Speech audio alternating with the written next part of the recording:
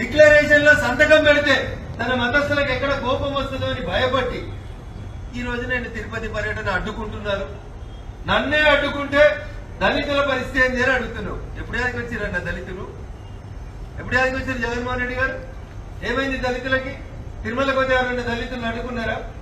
So నీ స్వప్రయోజనాల కోసం హిందూ సమాజంలో మళ్ళీ కులాల పేరిట పంచాయతీ పెట్టొద్దని మీరేదో అన్నారు కదా, మేమే హిందువులమని చెప్పుకుంటారు. హిందూ టార్చ్ బేరర్స్ అయిన బీజేపీ నాయకులను అడుగుతున్నా అన్నాడు. అందుకని నేను స్పందించాల్సి వస్తున్నాను. ఆయన మా పార్టీ పేరు తీసుకోకుంటే మేము స్పందించకపోతుంటే. So this is not written by BJP, this is not written by Chandrababu Naidu garu, this is not written by Jaganmohan Reddy garu. This is a declaration which is prepared by TTD.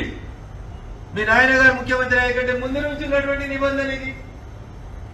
దీనికి బీజేపీకి హిందూ టార్చ్ బేరర్స్ కి ఏం సంబంధం? బరాబరి హిందూ మతం ఏం చెప్తుందో ప్రపంచమంతా తెలుసు. అందరినీ గౌరవించేటువంటి సంస్కారం ఉన్నటువంటి పార్టీ హిందూ ధర్మంలోనే ఉంది. దాంట్లో తప్పు జరిగినప్పుడు ప్రశ్నించడం కూడా మా ధర్మంగా మేము భావిస్తాం. అందుకనే ప్రశ్నిస్తా అన్నాం తప్ప ఇంకొక రకంగా లేదు. మీరు వస్తా అంటే స్వాగతిస్తాం, కానీ డిక్లరేషన్ మాత్రం సంతకం పెట్టాం. మీకు డిక్లరేషన్ మీద సంతకం పెట్టేందుకు మనసొప్పగా మీరు మాట మారుస్తున్నారు తప్ప మీ రాకని మేము ఎవరో అడ్డుకో. You sign the declaration and please come to the temple. This is our sincere appeal to honourable ex chief minister of Andhra Pradesh mister YS Jaganmohan Reddy garu. Thank you.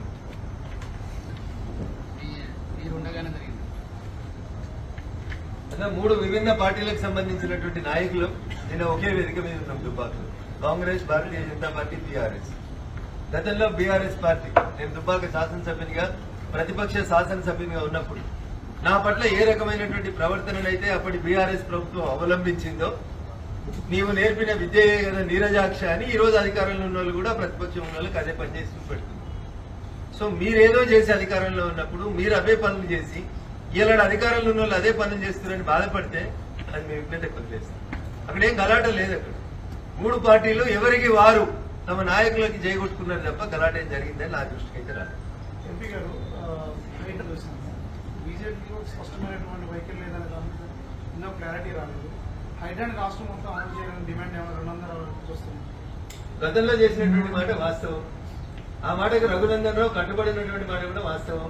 కానీ మా పార్టీ తీసుకునేటువంటి నిర్ణయం ఏమన్నా నా నిర్ణయానికి భిన్నంగా ఉంటే మా పార్టీ నిర్ణయమే మా అందరి నిర్ణయంగా మేము తుమ్చా తప్పకుండా పాటిస్తాం.